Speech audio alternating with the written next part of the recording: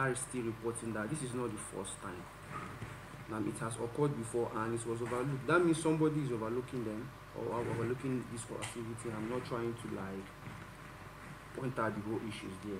So all I'm trying to say is that somebody is probably somewhere twisting something. All right, I understand the point you're So trying to. Yes. they need to be looked at properly. That this is not something that should be allowed to occur and occur again. So, in my own opinion, they should investigate properly. Probably change some roles, change some positions, switch people, bring in a new leader to like take care of that instance or something. That's just it. All right, thank you so much. On to the next story. Middle-aged man identified as Hamza Abdullahi Sama, a resident of the KCC area in Benin, Kebbi, has been arrested by the police for allegedly defrauding about 170 people with fake job promises.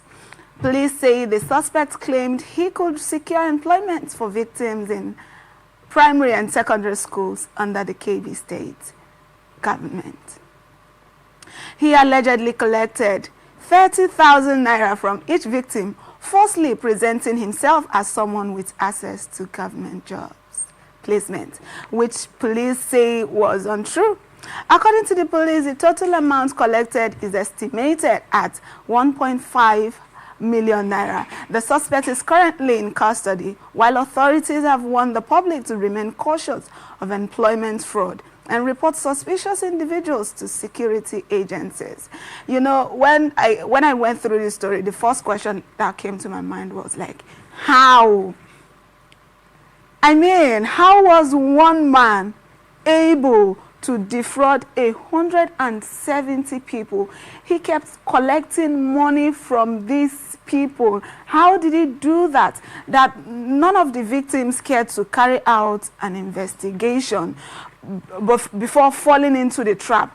And how gullible are these people? What level of desperation is this? What does this have to say about the level of unemployment in this country, that people are now so easily defrauded with employment opportunities? What do you have to say? Okay, all I have to say is that you are in this country with me. We share the burden, we see everything, we know how everything is going. And with the amount of things that are going on, I'm not going to lie, people are suffering, like the job is not there. And when you eventually get this job, you see that they don't pay enough. So it's almost like as if everyone is looking for a job at any point in time. They are looking for, even if I'm working at A, I'm looking for another B that will pay me higher. So it's just as if they get greedy with the whole job something. And out of desperation, frustration, they are frustrated. Some people don't want to like. So all you have to do is just hope, pray that some frustration. You have to like, madam, you have to pay this amount of money to get this job. And some people like they are just idle. They don't check around. And if they feel like the amount of money that is within their reach, you know, like when you have this and they say if you get this, pay you that, it's just so that you earn this. So I mean, I'm desperate for this job. I don't even have it, but it's within my reach. I can learn from somewhere. I can borrow. So by so doing, they pay. And I feel like the person behind this, most times he doesn't have to do it alone. They have to have alibis, people that will give testimonies about the thing. Yes, so this is working or this is not working. And before you know, it's as easy as that. You know, when someone is frustrated, I really need this. You have to do anything to get this. So you just cling into that greed, that obsession. So okay, apart from the desperation that you talked about, yes, people looking for greener pastures, you know, mostly when it has to do with federal government job. Everybody wants a federal government job. So even the ones who are working in the private sectors, once they hear opportunities of federal government opportunities, they want to grab it. Apart from those points you've given, what other reason can you give for why, you know, fake job syndicates keep thriving in Nigeria? Well, people who scam others with fake job, they thrive.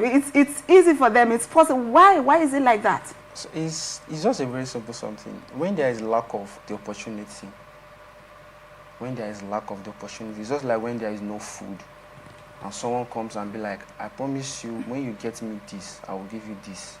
I will give you this food, you will eat. And you are sure that it's as if like we know that federal government, they do pay well. You are 100% sure that if you get the job, they are going to pay you well. So why not sacrifice this? Like take a little bit of sacrifice, risk it, and get the job. So lack of job opportunities just makes, that's the thing, they can just cling into that hunger and tell you, if you get this, this is the amount I'm going to pay you. And most of them, they can have documents, they will show you 1 or 2 evidence. I mean, there is proof to you that this is okay. And generally, I'm sure both of us know that federal government pays well. So if you manage to get it, so All you are right. hungry for success. Okay. So along the way, it just gets ripped off. So once you see the opportunity, you want to grab it. You don't even want to make investigations. Do you not also see that there are actually federal government jobs that are not fraud? Yeah. But before you get them, you have to pass through some persons. And sometimes, even those ones collect money. And then these kind of make it a bit difficult to differentiate between the scam. And because even the real ones, getting them, you have to pass through some processes. And do you not, what would you? That is just this, it is just the same procedure. When even the lack of trust is there, for you to get the right one, you have to make some sacrifices. You have to take some kind of risks for you to get to that level. So when you feel like this is the right one, it's a matter of what you have seen, what they have shown you, they have convinced you, and you have already seen it. And on a normal level, even if you want to get that job opportunity, you have to pass through some agency. So I can just come to any location, open up one big just take one kiosk and be like, okay, this is what you have to do to get this. I've seen banners, posters. You can go to some fences, they'll be like, message this number for this job, we have job opportunity, we are paying you 30K, all those kind of things. It's all over everywhere on the walls, written on banners. So just imagine you see that kind of advertisement. And you know that most times it works.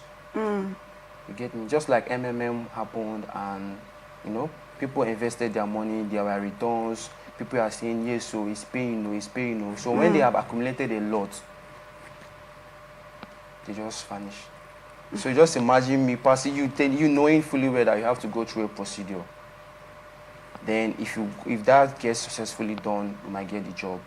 So someone that's going to defraud you comes, showing you that he's a good person, just like a wolf in sheep clothing. And okay, if you do this, we'll get it. We are not defrauding you. We'll make you feel comfortable. You'll be like, okay. Because even the legit ones, passes through that process. Yes. So it's just like, it's something that you really want it. You really want to get this. So let me just take this bold step. If it works, it works. If it doesn't work, I mean, something just go wrong sometimes without our control. So all right, thank you so much for that great analysis. On to the next story.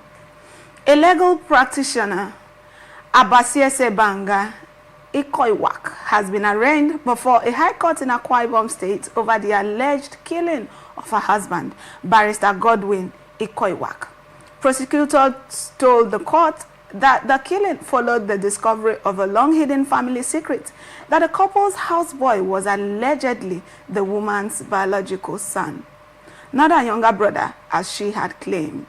The deceased family reportedly planned to involve family elders after becoming suspicious of the boy's true identity. The court heard that the husband was killed before any confrontation could take place. Investigators presented statements and audio evidence allegedly linking the accused to the crime. She had pleaded not guilty and was remanded in custody as the case was adjourned for further hearing. I mean, Mr. Clement, what do you think of this story? A situation where the threat of the threat of truth is pushing someone to take the life of another. Do you think this is just about the houseboy being the woman's son? Do you think she took the husband's life just because she was scared that the secret of the houseboy being her son had been revealed or there is something beyond this? Could there have been a darker secret that must have made her to commit this kind of crime? What do you think? Make this whole story make sense. At least I could try.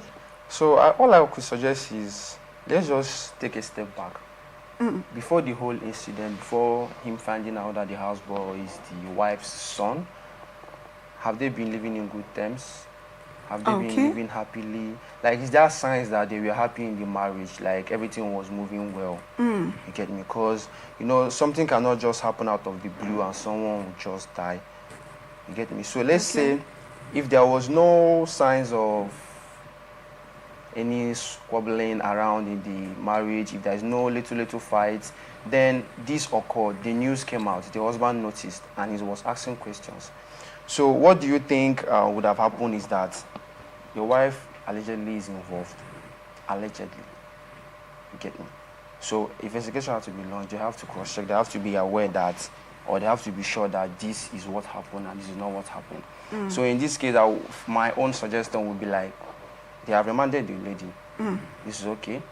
They have remanded that she have to answer. One way or another, she have to answer. He has no trace of illness, no sickness out of the blue. He died. And within the period he died, you are to come and answer to us if your houseboy is your son or... So along the way, he died. So they have to cross-check. They have to know. Someone have to own up. If it's a just cause that nothing happened, I mean, people will like get evidence, there will be proof, and if she's okay and the court says she's not guilty, she's not guilty. So, but for me, I feel like, I mean, there's something has to be going on there. You sense a foul play underneath. I sense a foul play. There's something has to be going on, because it just don't happen like that. And she's a known person, right? She's a legal practitioner. Okay.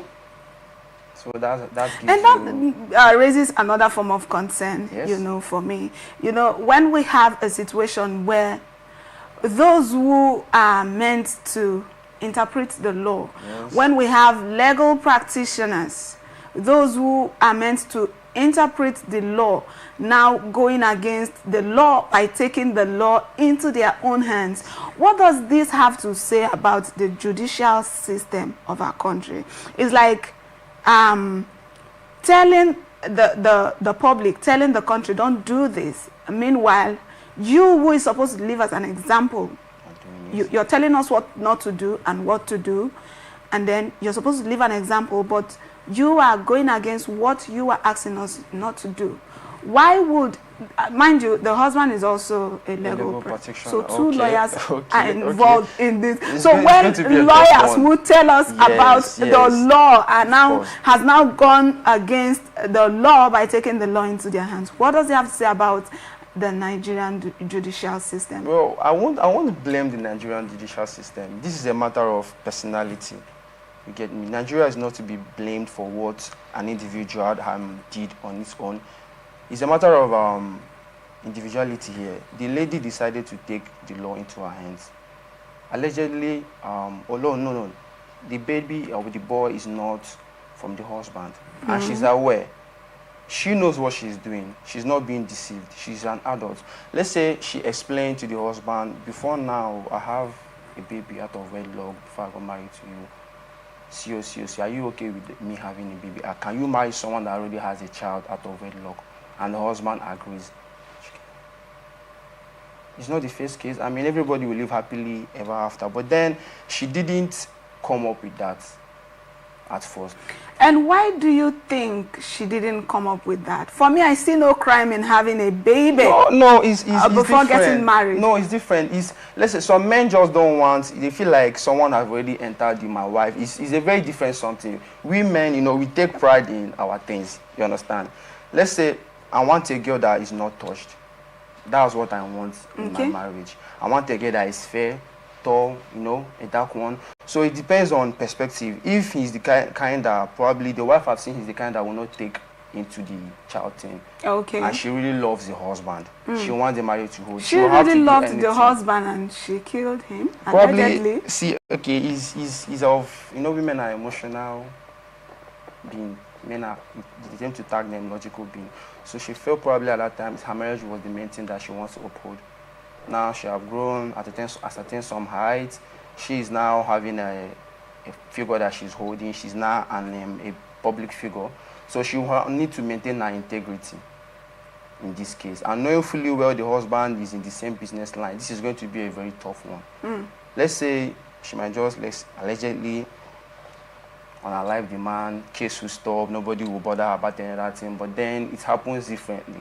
You made a statement, and I want to ask a question based on that statement. Yes. You said she probably concealed the boy from the husband, telling the husband that the boy was his younger brother. Of course. She probably concealed the boy from the husband just because she didn't want to lose the man. Yeah. She really wanted to get married to the man, so she had to.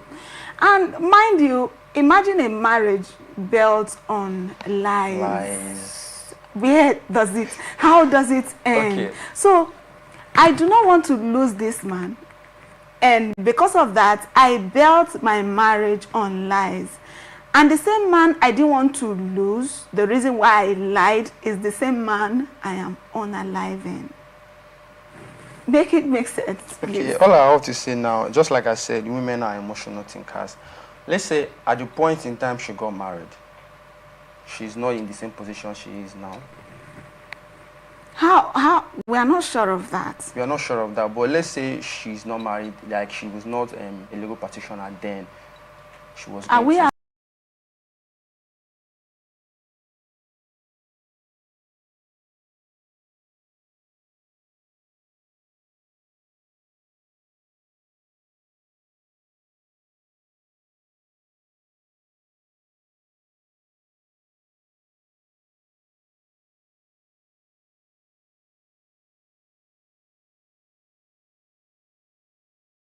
let's she did the whole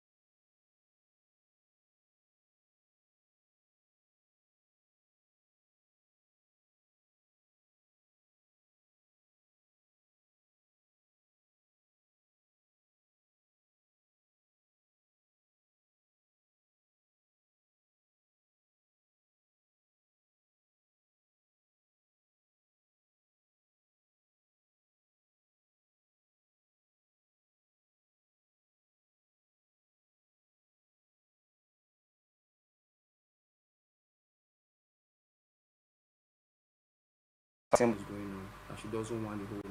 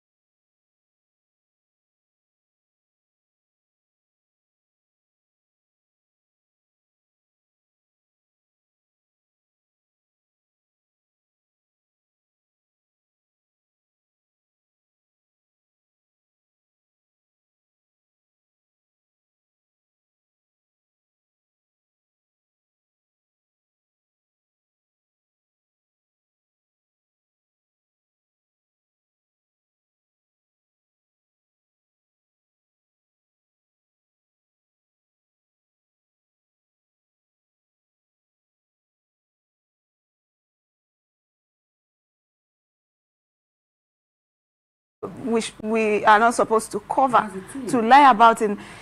If I have a child, any man who doesn't want my child probably doesn't want me. There's no need to cover, because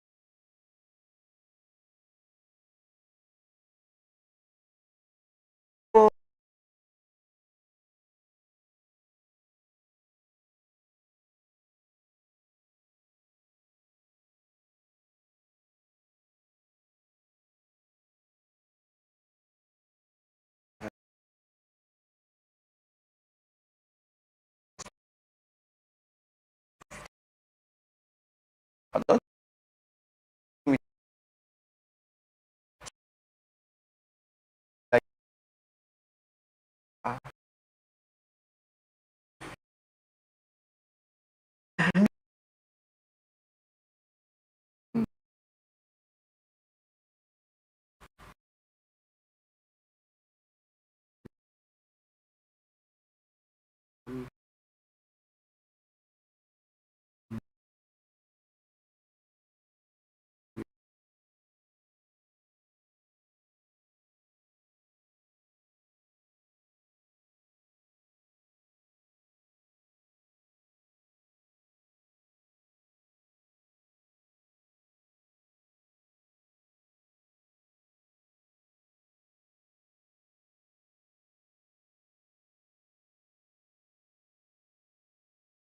Spread.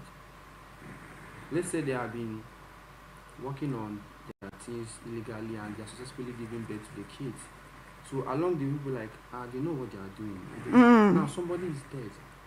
The news is coming up. So you are telling people, you want to tell me that people in that environment does not know that that kind of thing is going on.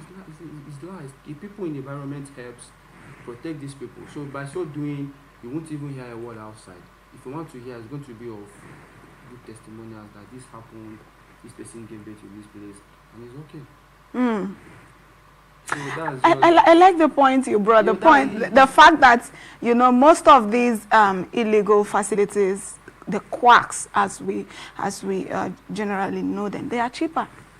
And because a lot of persons don't want to spend too much, or probably they don't have, they will prefer to go. But do you think that, like you also said, that these people probably have been there for a long time, operating and having some successes, and no one even knew until there is a death record? So the question is, who are the people that are supposed to checkmate these private health facilities, and are they doing enough? Are they doing their job enough? Why do we have this kind of situation where a life is now lost before we are getting to know, okay, what if there was no loss of life? I guess nobody will know, and the illegal activities will continue. We wouldn't be talking about this here, because it's a matter of the environment is in. If you check the location now, the place is a place that is not even that developed. People there don't even know that there are certain things you don't do, and there are things you have to do. So, and because they benefit from that, they manage what they have. Imagine taking that quack hospital out of that place, and then the people living there cannot afford to go to the hospital, and probably babies are being born in the streets, in the cars. I mean, it's get the understanding. The people in the environment, if they don't benefit from it, they will have to. Someone have to say something. So all I have to say is that if the word doesn't get out, I mean, the government can't do all the work by themselves. Sometimes we, to the cities, have to report. Okay. This is an illegal activity going on here. We don't like it. Come and take it up. They will come. But in a state whereby nobody is reporting and they have no idea that it's going on there, I mean, they can't get to every route. Sometimes we, two cities, have to... But are the authorities not supposed to be carrying out investigations on their own? Do they have to wait till there's a whistleblower who comes out to say, okay, this is... Are the authorities not supposed to be checkmating? They are checkmating. The thing is that... So why do we still record this kind of reports? I mean, there are going to be bad news. That's one. You won't get everyone. That's another thing. I mean, before now, there are cases of federal government finding out those things before they even happen, or before there's a loss of life. So the thing is that if they are doing their work diligently and probably it's not enough, all they have to do is just work harder, work smarter this time around.